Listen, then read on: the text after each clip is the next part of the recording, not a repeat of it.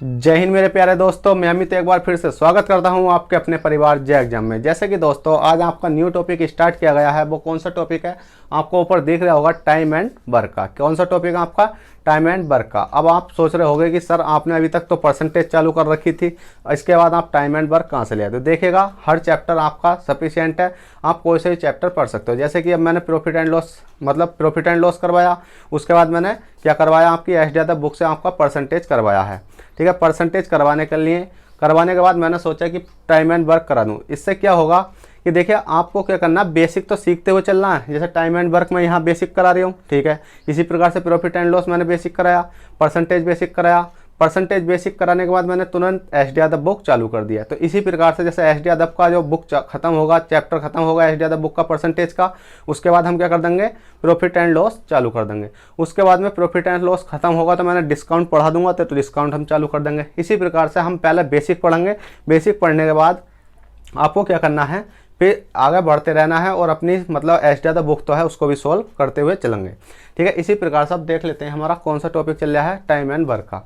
अब बात करते हैं कि टाइम एंड वर्क होता क्या है और हमें इसे किस प्रकार से सोल्व करना है। तो देखिए सबसे पहले तो टाइम एंड वर्क की बात करते हैं तो टाइम का मतलब होता है समय और वर्क का मतलब होता है कार्य। ठीक है, तो इसको बोलते हैं समय और कार्य। बस आपको इतना जान लेना है कि इसमें हम समय की बात करेंगे और कार्य की बात करेंगे। अब आपको करना क्या है, देखिएगा ऐसा है कि मैं पहले तो एक क्वेश्चन कराऊंगा, उस क्वेश्चन को मैं आपको सिंपल वे से समझा दूंगा। सिंपल वे से समझाने के बाद आपको क्या करना है, उसमें जो भी अंदर डिटेल होंगी उसको समझाने की कोशिश करूंगा। ठीक है, जैसे कि हमने देखा कोई व्यक्ति है ए। ठीक है, कोई व्यक्ति ए है, ए किसी कार्य को कितने दिन में कर रहा है, 12 दिन में कर रहा है। ठीक है, और बी है, बी किसी कार्य को कितने दिन में कर रहा है, 15 दिन में कर रहा है। उसके बाद क्वेश्चन कहता है कि ए प्लस बी दोनों मिलकर इस कार्य को कितने दिन में करेंगे। तो बताइए जल्दी से, दोनों मिलकर इस कार्य को कितने दिन में करेंगे। तो बस आपको कुछ नहीं करना, तो आपको इतना तो आता होगा क्योंकि टाइम एंड वर्क तो सबने पढ़ा है। तो टाइम एंड वर्क में आपको इतना आता होगा कि सर हमें कुछ नहीं करना, कि हमें डायरेक्ट क्या करना है, इनका एलसीएम ले लेना है। हमने लिया एलसीएम, कितना हो गया 60, और ये कितना हो गया 12 पंजे 60 और 15 चौका 60।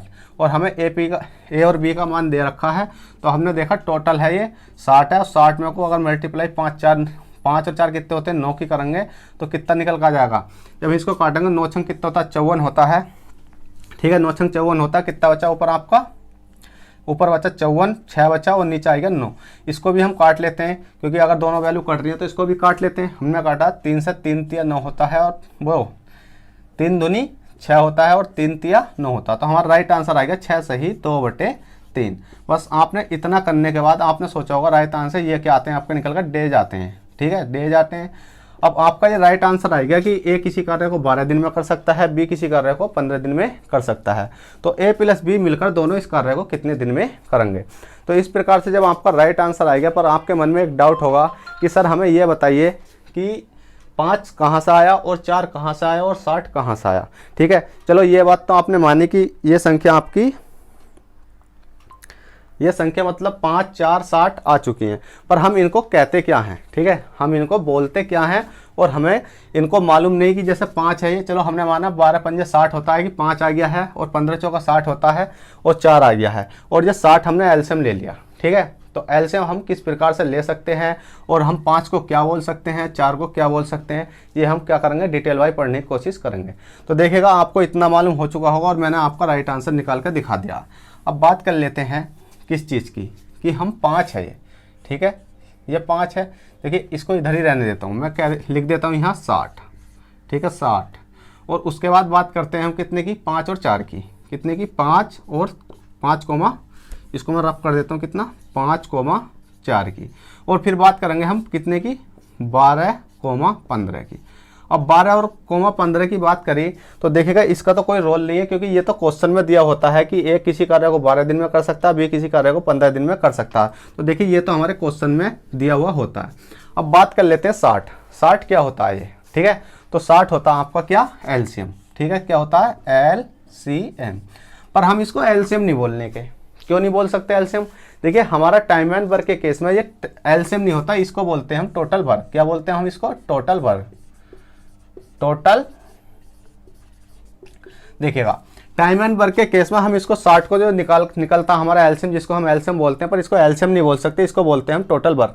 कहने को तो ये एलसीएम ही होता है, पर हम इसको क्या बोलते हैं, टाइम एंड वर्क के केस में हम बोलते हैं इसको टोटल वर्क।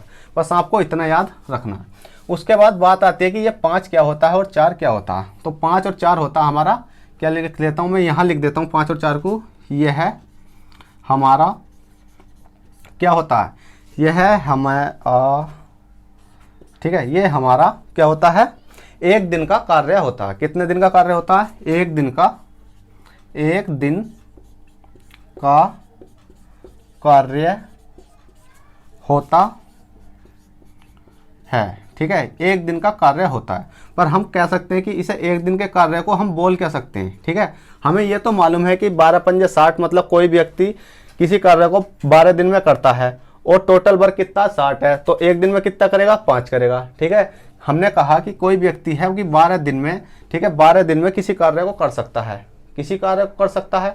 कितना कार्य कर सकता है, देखिए 60 काम पहले से हमें दे रखा है और हमसे पूछा गया है कि 12 दिन में 60 काम हो रहा है, ठीक है। 12 दिन में कितना काम हो रहा है, 60, तो एक दिन में कितना काम हो जाएगा, तो एक दिन में हो जाएगा हमारा 12 पंजे 60, एक दिन में हमारा हो गया 5 काम, ठीक है। एक दिन में कितना काम हो गया, 5। तो इसका मतलब हमें ये मालूम है कि ये 5 निकल कर आता है, ये क्या होता है हमारा, ये होता है एक दिन का कार्य। पर एक दिन के कार्य को हम इसको बोल के सकते हैं, तो हम इसको बोल सकते हैं क्या, क्षमता।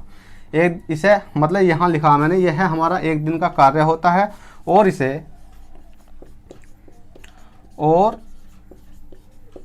हम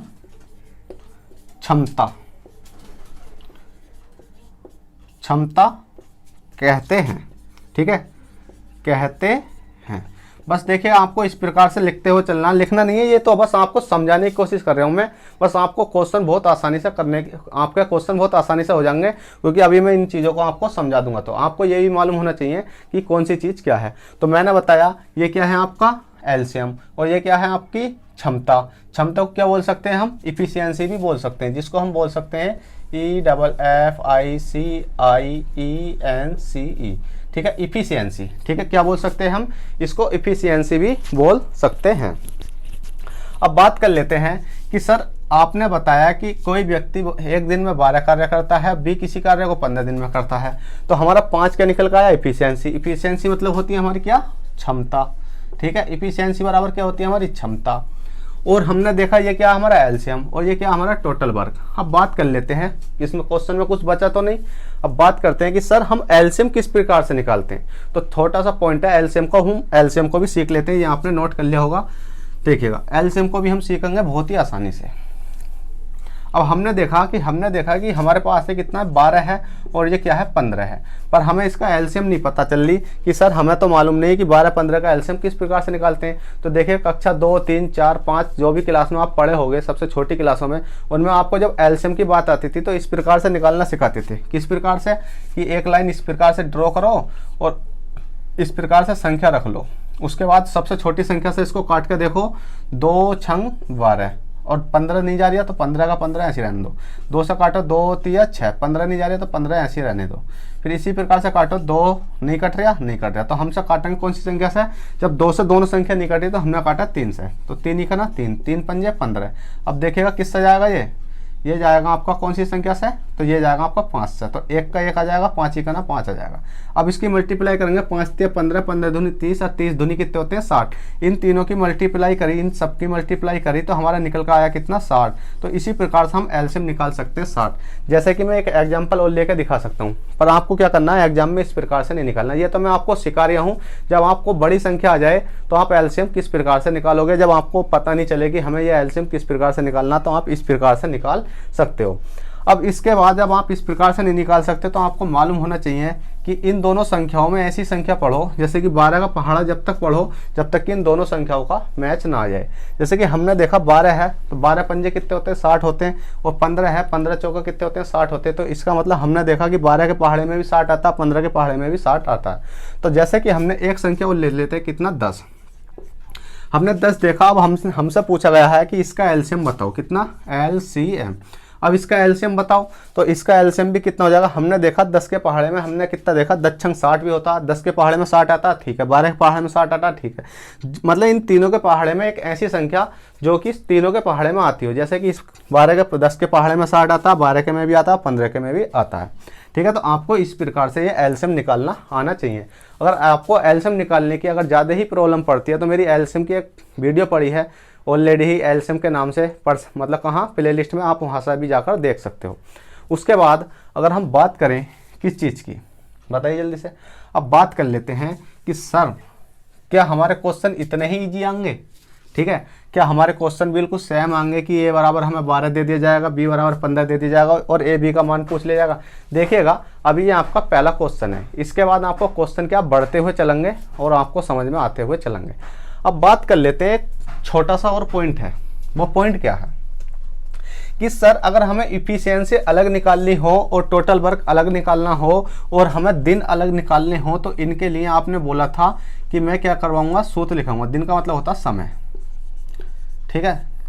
इनके लिए मैंने आपको शुरू में ही बोला था कि मैं इनके लिए क्या करवाऊंगा, सूत्र लिखवाऊंगा। अगर दिन मतलब दिन, क्षमता, दिन के वो कौन सा समय, इसको दिन काट देते हैं, ठीक है, समय रहने देते हैं। कि मैंने बोला था कि समय, क्षमता और कितना टोटल वर्क निकालना हो तो हमें किस प्रकार से हम अलग से निकाल सकते हैं। तो देखिएगा निकालने के लिए तो कुछ है नहीं, जैसा मैं करवाता चलूँगा आपको इसी प्रकार से करवाने, पर इसमें 4 पॉइंट होते हैं, उन पॉइंटों को आप लिख लो। वो पॉइंट कौन से होते हैं, जब भी आपको निखालिस क्या निकालना हो, क्षमता निकालनी हो, क्या निकालनी हो, क्षमता, ठीक है। तो क्षमता बराबर क्या होता है, तो क्षमता बराबर हमने देखा टोटल वर्क, मतलब कुल कार्य। टोटल वर्क क्या बोलते हैं हम, कुल कार्य। कुल कार्य बटे क्या कर सकते हैं हम, कुल कार्य बटे लिख सकते हैं हम समय। कुल कार्य बटे लिख सकते हैं हम समय। एक पॉइंट तो आपका ये वाला है। जब भी आपको क्षमता की बात करी जाती है, क्षमता निकालिएगा, मतलब हमें पूछा गया कि एफिशिएंसी कितनी होगी, इसकी क्षमता निकालिए। क्या एक दिन का, क्षमता का मतलब है एक दिन का काम निकालिए, तो आप कर सकते हो कुल कार्य बटे समय, अगर ये चीज़ें आपको दे रखी हैं तो। उसके बाद में अगर ये चीज़ें दे रखी हैं तो, जैसे कि 5 दे रखा, 4 दे, 12 दे रखा, 6 दे रखा, तो जब आप इसको निकाल सकते हो। उसके बाद में अगर आपसे कुछ एक पॉइंट और पूछे कि हमें समय निकालना है, ठीक है, क्या निकालना है, समय।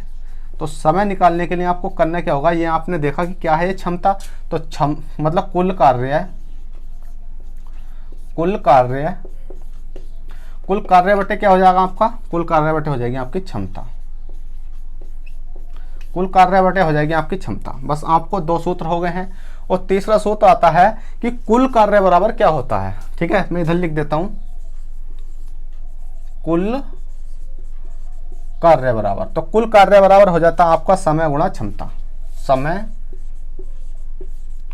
गुणा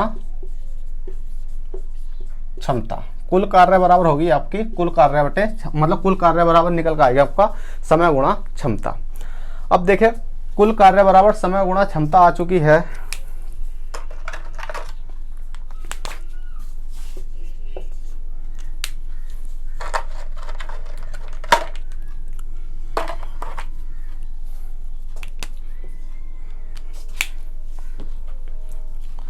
तो क्या आ चुका है आपका, कुल कार्य बराबर आ चुका है समय गुणा क्षमता। अब बात करते हैं, इसमें छोटा सा एक पॉइंट और है कि समय किसके इनवर्सली प्रोपोर्शनल होता है। समय किसके इनवर्सली प्रोपोर्शनल होता है, यह है आपका समय। समय इनवर्सली प्रोपोर्शनल होता है किसके, क्षमता के, ठीक है। समय इनवर्सली प्रोपोर्शनल होता है किसके, क्षमता के। और बात कर लेते हैं कि क्षमता इनवर्सली प्रोपोर्शनल किसके होती है, तो क्षमता तो होती है, ठीक है, क्षमता इनवर्सली प्रोपोर्शनल होती है किसके, समय के, ठीक है। बस आपको ये पॉइंट याद करने हैं और इससे ज्यादा आपको कुछ याद नहीं करना।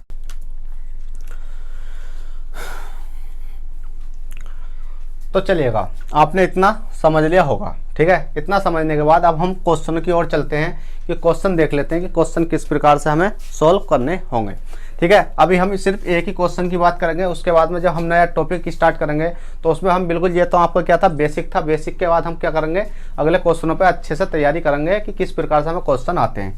तो मैं इसको रफ कर देता हूँ कि, और इसमें एक क्वेश्चन करके दिखा देता हूँ आपको कि ये क्वेश्चन किस प्रकार से आपको सोल्व करना होगा। जैसे कि अब आपको मालूम चल चुका होगा कि हमें क्या क्या संख्या दे रखी थी और हमें अब उसको किस प्रकार से सॉल्व करना है। तो जैसे कि एक संख्या ले लेता हूँ मैं, कितना कि ए है, ए किसी कार्य को 12 दिन में कर सकता है, बी किसी कार्य को कितने 48 दिन में कर सकता है। ए किसी कार्य को 12 दिन में कर सकता है, बी किसी कार्य को 48 दिन में कर सकता है।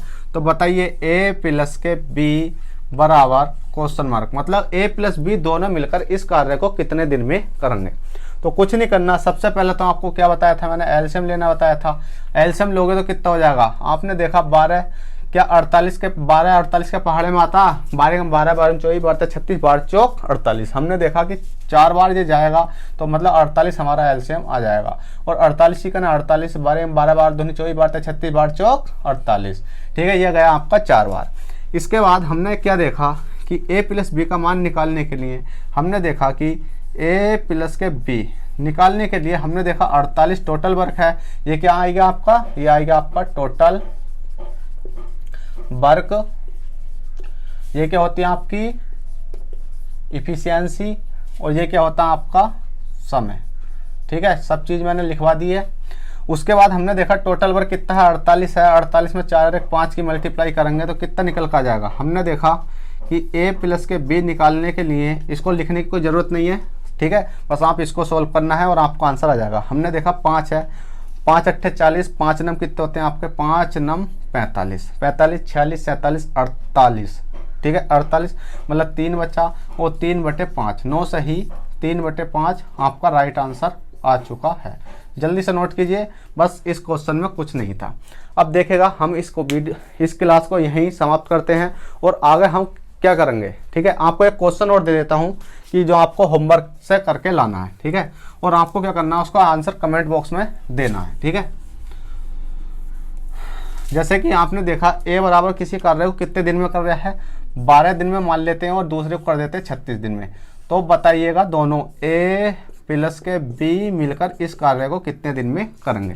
तो देखिएगा आज मैंने बेसिक सिखाया है कि क्या चीज़ क्या होती है, कि मतलब समय क्या होता है, क्षमता क्या होती है, और जो भी चीज़ें आपको सब चीज़ सिखाई है। ठीक है, अब आपको क्या है, अगली क्लास में आपके क्वेश्चन होंगे कि ए प्लस बी, बी प्लस सी, सी प्लस ए, इसी प्रकार से, या किसी संख्या में ए दे देगा और ए प्लस बी दे देगा। तो मतलब हम आगे तक करते हुए चलेंगे। तो आपकी इस क्लास को यहीं समाप्त करते हैं। अगर क्लास पसंद आई हो तो प्लीज़ वीडियो को लाइक कर देना। अगर चैनल पर फर्स्ट टाइम हो तो चैनल को सब्सक्राइब करके बेल बटन दबा देना। चलिएगा, चलते हैं। बाय, ऑल द बेस्ट, जय हिंद, जय भारत।